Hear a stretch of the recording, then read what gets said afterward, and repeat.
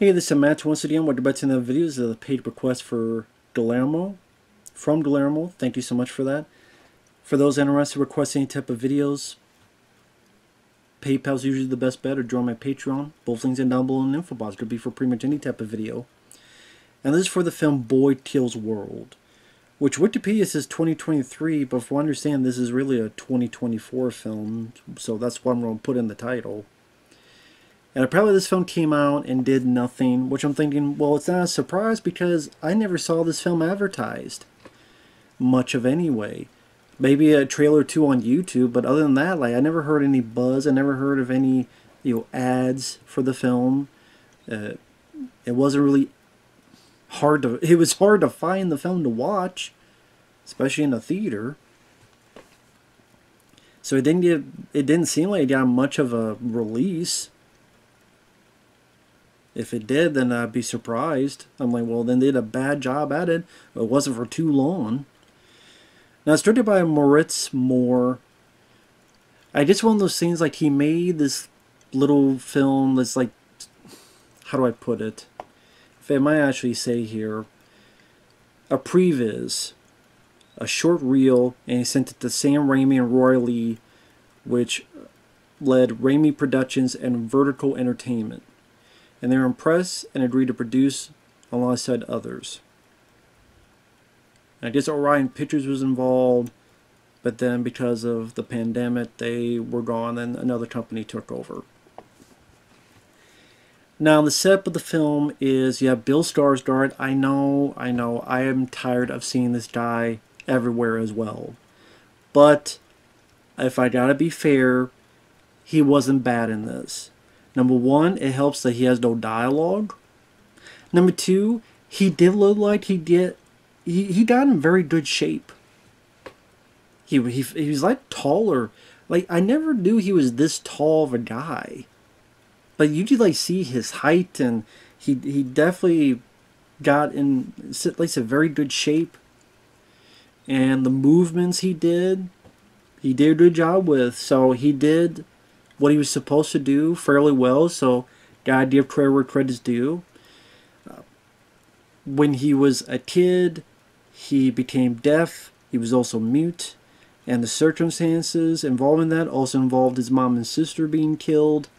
So from a kid to a teen adulthood, he's been raised and trained by this shaman. And I recognize the guy. I'm butcher his name. Yayan Ruhian. He was the bad guy Mad Dog in the Raid Redemption. And I think he's one of the guys that fights John Wick in John Wick Chapter 3. He's done quite a bit recently because of the Raid Redemption. He was in the Raid 2 as a different character. He was in the Star Wars The Force Awakens. I completely forgot about that. Let's see. But yeah, Mad Dog in the Raid Redemption, the main bad guy. That's where people remember him the most. Oh, yeah, cool. It's cool to see that guy again. I do like that guy. He's a very talented martial artist. Has a good look to him for the characters he plays. So he's training this kid at first, and then becomes this adult, played by Bill Skarsgård. And what you hear from the character is this inner monologue that he'll talk to himself. And the reason the voice is the way it is because, like, he can't remember much of any voices back then before he went deaf, he was made deaf by the people that killed his family. This video game he enjoyed, this fighting video game. It wasn't Street Fighter, but it's a Street Fighter type of arcade game. So that voice stuck with him, and he'll internalize and think about what he's doing with that voice. That can be a bit 50-50 for people, whether they like it or not. Even I was a bit 50-50 on it.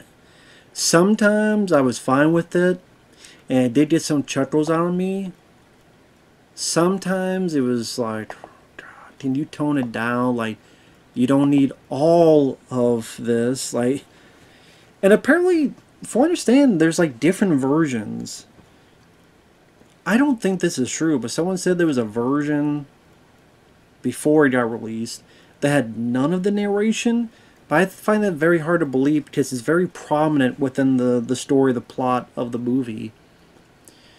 And then I heard that depending, like maybe if you see it later, they're going to change the voice.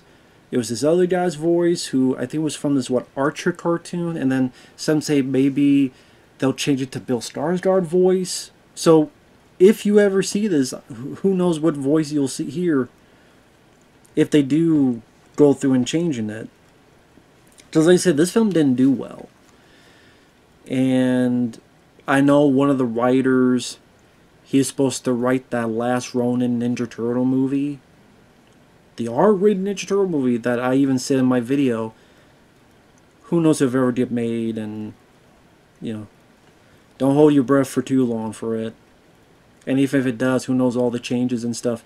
And especially since the film he wrote didn't do well, who be rewritten, get another writer, we'll bring someone else in here. We'll polish it. Polishing a turd. But before I go on, I'm 6 minutes in, I liked the film. I actually did. I liked the movie. I thought the action scenes were fun. The fights, especially in the finale, were fairly brutal and violent. The sense of humor did make me chuckle a few times. The cast did not bother me at all. Like Bill Skarsgård, the fact he much more of a physical performance. Like I say, he got in shape. The bad guys, this family that he's supposed to kill because they're the rich people and they're preying on the poor people, and they have this thing called the culling where they pick like a dozen or so random people. Well, it's not supposed to be random. They say guilty people, we're going to have them be executed for their crimes. But then you find out, no, like these are innocent people. Crime hasn't been a problem for a while. And the head woman of this group is played by Famke Janssen, who I do enjoy. As an actress, always enjoyed her. As the head of the Vanderkoy matriarch family who runs things. Famke Janssen was in GoldenEye, she was in Deep Rising, she was Jean Grey in the first couple X-Men movies. Do like her as an actress, so it's nice to see her in this. Sharlto Copley, he's in this. I enjoy him as an actor as well. From District 9. He was great in Hardcore Henry. Loved him in that. I think he was the voice of Chappie. Which I didn't love the film, but I liked the character of Chappie. I thought Sharlto Copley did a good job with that. The enforcer who's working with them is Jessica Rothe, who I remember she was in Happy Death Day 1 and 2. She was the lead. Oh, cool. I like that actress. I like those movies. More so the first one. And it's nice to see her get more work. Now, is it the most original film? No, in terms of, you know, guy wants to get revenge, and these are ways to get it, and you don't have fight scenes that's going to be reminiscent of some of the early John Wick films, or the Raid films, or things of that nature, but that doesn't bother me, because I'm a sucker for that kind of stuff. So even if it's not the most original, I just want to be entertained. And I was for a good chunk of this.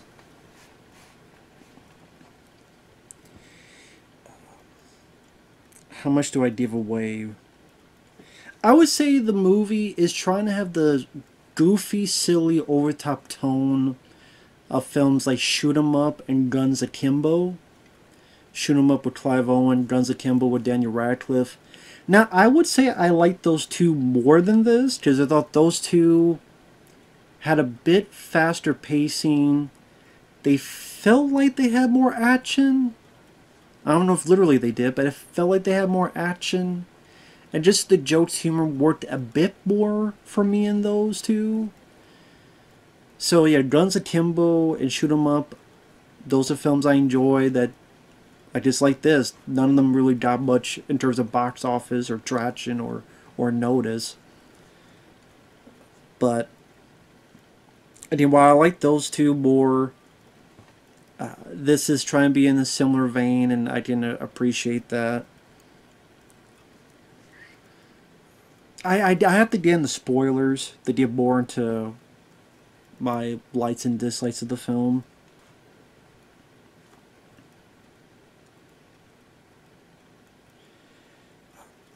The narration, the inner monologue, the sound like the alright, here's a video game character. Like, I can't even do it well enough. Not at all.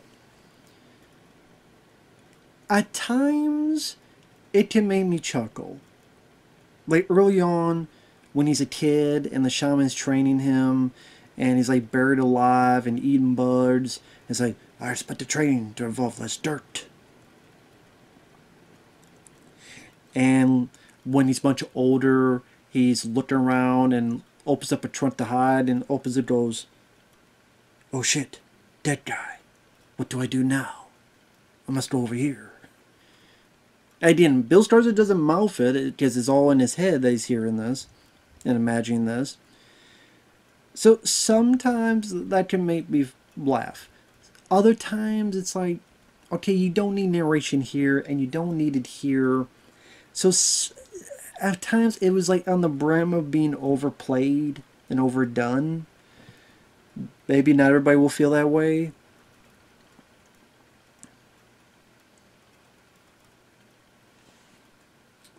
But there are moments like there's a character that introduced, and of course because he's a deaf mute he's supposed to read lips, but he can't read this guy's lips because of all the beard and hair, so he's trying to read it and he keeps screwing it up.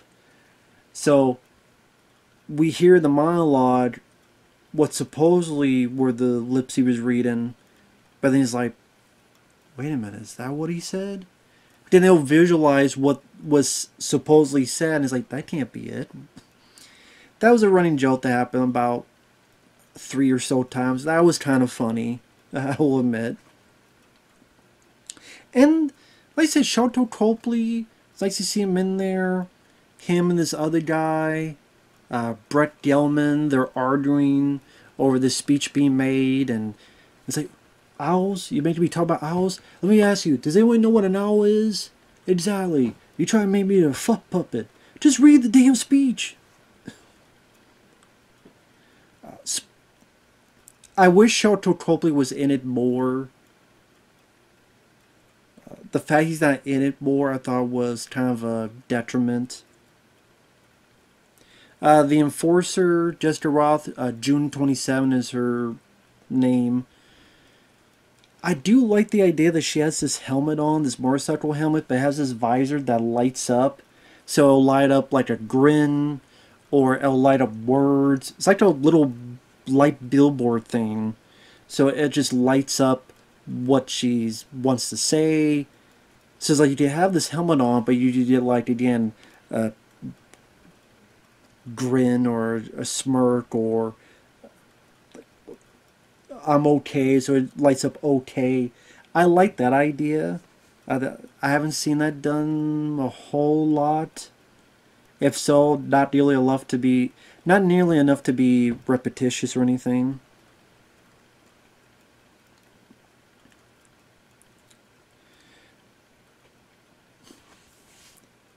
When the action scenes occur, there's definitely some fun choreography. The director is swirling the camera around, and it definitely gives you a vibe of the environment. The fight seems to be rather brutal. The first big fight that he's fighting all these guys in this, looks like a warehouse, and it's like a guy he elbows in the nose, and this is one guy that just will not die for some reason. He just will not die, and it's like he's doing all this stuff, and it's kind of not a guy you would think would be this tenacious, but it's just like he's gets like a hammer in his mouth, and he gets his arm caught, and he rips his own arm off, and then our lead character cuts his leg off, and he's still hobbling. I'm like, if this guy could talk, he'd just say it's a flesh wound. And then he meets this other guy he helps out, Basho, which is Andrew Koji, which I guess he was Storm Shadow. Oh, he was in Bullet Train as Yuichi, the father Kimura. Bullet Train, he was in that. I liked him. I thought he had a nice infectious energy to it, to his character. And I kind of figured what was going, so I did find this predictable, but at the same time, like, he has this, again, this is spoilers from now on. They did Sharlto Copley, and he's at, Basho's asking him questions. Sharlto's like, okay, I'll tell you where she's at. In fact, let me go help you, and this and that. And then the guy can't hold the weight anymore. Basho has this big weight, and it drops, and it bashes the guy's head. I figured that's where it was going, but it was still kind of funny. Just sad that Sharlto Copley's not in the film for much more.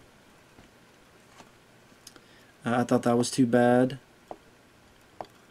Because again, he was just a very...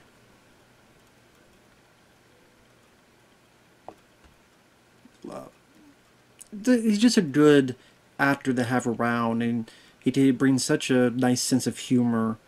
Again, if you watch Hardcore Henry among others, you do see just how much of a capable support he could be to your movie. I guess one thing to mention that apparently Samara Weaving was going to be that enforcer. Samara Weaving, who was in Ready or Not, The Babysitter, but then Guns Akimbo, funny enough. But then scheduling issues, she had to drop out, and then you had just a Rothe in it.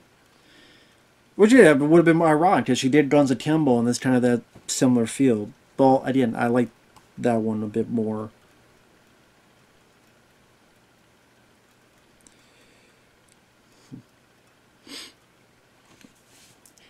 Now, again, I would say issues I had with it. I was thinking, like, as it went along, I'm like, it seemed like this film would have more action than it really has.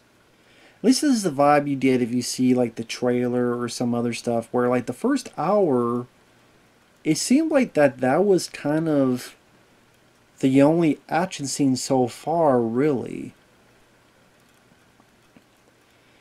And, again, the comedy at times was kind of funny. But at times I didn't know really how to take it. Like, there's a bit where he sees a guy crying, but he doesn't know how someone sounds like when they cry. So he's trying to think, and like at one point he's looking at him, and when he's crying it sounds like a monkey. It's like, no, that cannot be it. It's like I get it, but at the same time I'm like, okay, yeah, alright. But I said there is another guy they meet up, Benny, this resistance member, and again, because he has so much hair around his mouth, he hardly can't read the lips. So it was like, did he say Dodo Robot the Biscuit? What? A robot? A biscuit? What? A deep sea diver? What? And then he'll like visualize it. I think that was kind of funny, I will admit. And there is some pretty decent violence. There's a nice bit in the kitchen where our lead guy takes on a couple people with a cheese grater. Definitely like a ooh, moment. Because if you ever dealt with cheese graters, you know just how, if they get a little bit of it, they'll take a lot of skin off. So it's like the face here and the face there. They're great. Some people make it sound like it's the bloodiest movie ever. Far, far, far, far from it. But it's decently bloody as well. It is. There's people that lose limbs. There's people that get decapitated. There's people that get their heads bashed in. So it is a pretty decently violent movie. Don't get me wrong. So the cheese grater kitchen fight, which all I went, which is ouch, a couple times throughout some of the hits that they're doing. The director, like the way it's edited, it's not too confusing. You understand what's going on. he gets to who he thinks is his target, decapitates the person, but then there was a fate put there where then he's captured, has a fight with the lady enforcer, doing well. But oh, one thing I didn't mention is that from time to time, he will see the ghost of his sister, which is just part of his mind, his hallucinations, where he'll see his sister. And so at times, he'll be in the middle of a fight, but then he'll see her, or he'll try to save her, but of course there's no one there. So I did say, hey, you have this big badass fighter, you gotta give him some kind of Achilles heel. That's what it is for our lead character.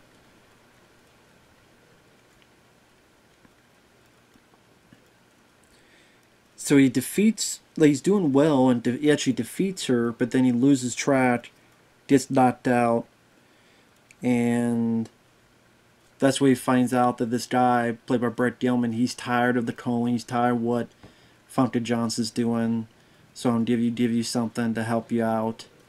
He's taken to where the calling takes place, which is like on a, I don't know what you call it, like it looks like the set of a kid's TV show.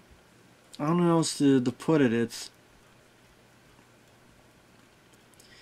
like these people in mascot suits. One looks like a goat. One looks like a pirate.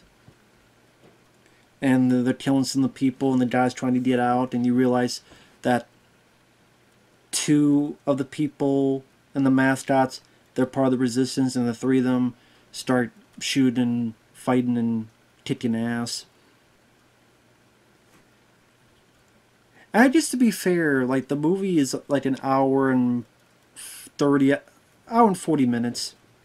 So to be fair, probably by then you really have about 3 action scenes, give or take.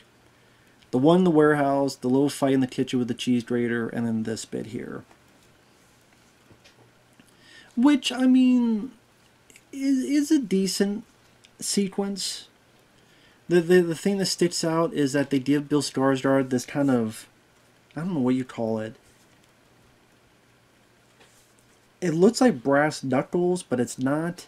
And if you hit someone, it like shoots out a bullet or something. So he'll do like this, and like shoot through it. He does this and like shoots a guy's head. So it's like kind of a fist gun thing. I like that idea. I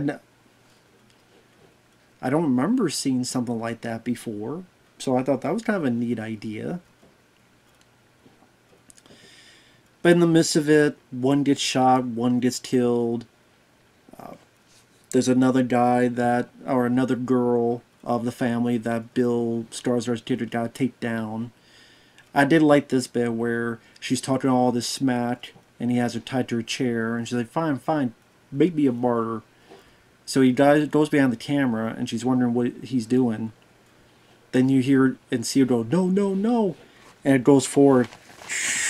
And it's like, then you kind of find out that he took just the camera mount or whatever, that you raise the camera, and impaled her face, and then lifted her up. So you have the wide shot where she's lifted up in the air, and then, like, okay, that was kind of a inventive death. And she definitely deserved it.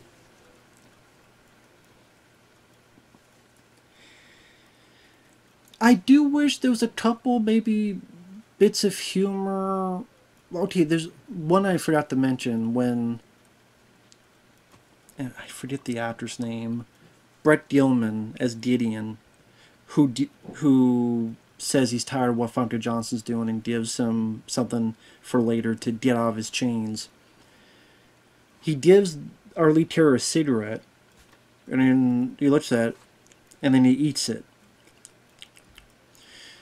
Of course, because he doesn't remember much of his life. What bits he does is the death of his family. He's not going to know what a cigarette is. So, of course, he'd be like, yeah, I guess I eat it. Maybe a few bit of more of that kind of fish out of water, like of that type. Like I said, most of the comedy is from the inner monologue, which sounds like a video game. announcer.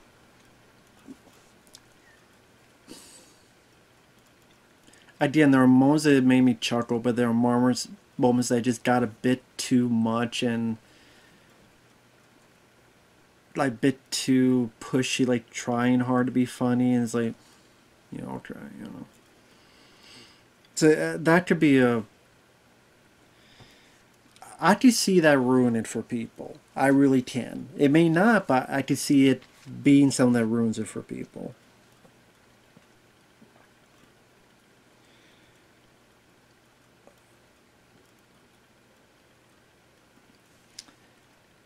Pretty much soon after that, like of the three, one of them dies, one of them's been hit, and then there's this hallway, and I thought this was kind of a cop out where, okay, we don't see like a Raid Redemption type of fight scene and he's going down the hallway, but instead it's all from this point of view.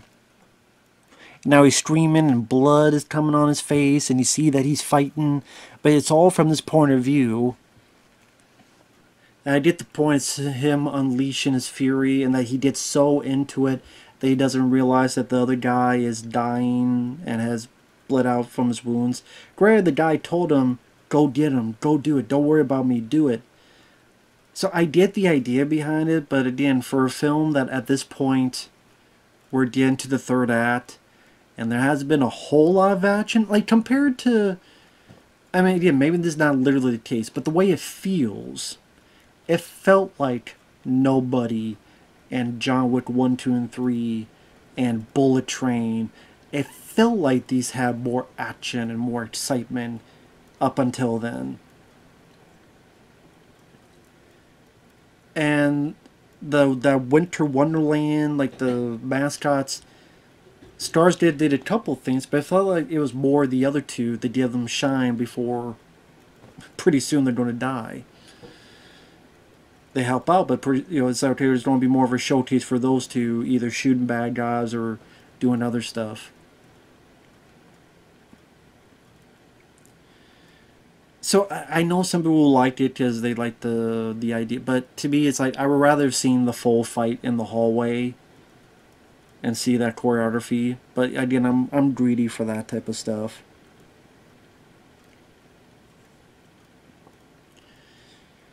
Or I would like to see more of in that Winter Wonderland set, that it'd be more of like this fight between him and each of these mascots. Does that just think that'd be so quirky and weird and funny that he's fighting each of these mascots and going back and forth, and even though they're like it's comedic because they're in this goofy mascot, but then you see how brutal and he's like maybe doing this and doing that. You see the blood come out of the mascot suit and maybe doing this and it cuts a hand off, but you just see like the guy's like screaming, but you see the mascot face like not moving at all. And I just think with the mascot stuff they could have done more with that. Maybe even teach a page of there weren't mascots, they were animatronics, but like Willy's Wonderland, like that type of thing. So I think more could have been done in that scene, and then the next scene I don't like that it's just you see the person's face. And it's these little things that, again, is some of the reasons why I like Guns and Timbo and Shoot 'em Up more. I felt like maybe my bloodlust, attribute-wise, was more settled in those. Although, again, I don't want to make it seem like this has none. This has a decent amount, especially in the third act, but at the same time, I've seen films that I thought had more action and more violence.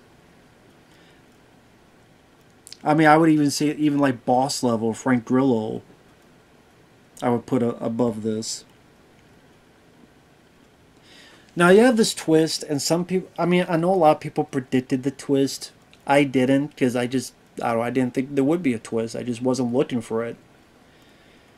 But after all that happens, Famke Janssen and her men take him to see her, and she tells the truth of, I didn't know that was true, but you're my boy. Yes, the twist is, lo and behold, Bill Skarsgård, when he was a kid, was the son of Famke Janssen. And his sister is this enforcer played by Jessica Rothe. And what had happened was,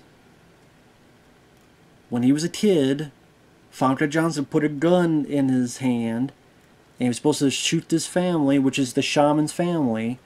And you tell the kid didn't want to do it, and had his eyes closed and didn't want to do it. And then she kind of took his hand and forced him to pull the trigger. And he's distraught and sad. And then, like, she lets him go and goes, now finish off the shaman. And he doesn't. He shoots everywhere because she's, it's a little kid. He doesn't want to do this. So later on, he's sitting somewhere crying. The shaman kidnaps him, cut his tongue out, screwed up his ears, and with drugs, manipulated his mind into thinking that, oh, Famke Janssen's the one that killed his mom and killed his sister and all this other stuff. So he finds this out and he's out of it. Jessica Rothe finds this out and she's out of it. Famke Janssen wants him to come back to her, but then sees that he's a bit of a lost cause, so wants Jessica Rothe to end his life. But she doesn't, because not only does he does his thing. Oh, there are flashbacks to when they were a kid. I thought this was kind of funny. They look at a statue and they do this. That means we're flipping them off 5 times. We're giving the finger 5 times. So he does this, and she remembers that, and then she kills Famke Janssen because she missed her brother. I thought Jessica Rothe did well for the part she was given. And pretty much the two of them team up, and I would say the finale, at least the next 20-some minutes, it made the payoff worth it. And that's why I overall liked the film. If it was a weak-ass payoff, it probably would have been more of a rant, but like a lot of these films, you need this type of thing, but I'm glad because I'm a sucker for this stuff. You have your two, and you have a hallway of bad guys, and then the two of them working together and fighting up bad guys and wrecking house, kicking ass, taking names, shootout, using people as cover, as the block bullets, and these even bit where the lead takes like a minigun and shoves it right into a guy's stomach. Not as gory as I made it out to be, but you did a bit of it. And then I did say, like, hey, we got Mad Dog. The Raid Redemption had a 2-on-1 fight. We need another 2-on-1 fight. Not as good as the Raid Redemption, but lo and behold, these two fight Mad Dog. Very brutal fight. Our two leads get their asses kicked quite a bit. But then, especially Bill Skarsgård gets his moments to shine. I did like the fight. I liked the choreography. I liked how brutal and violent it was.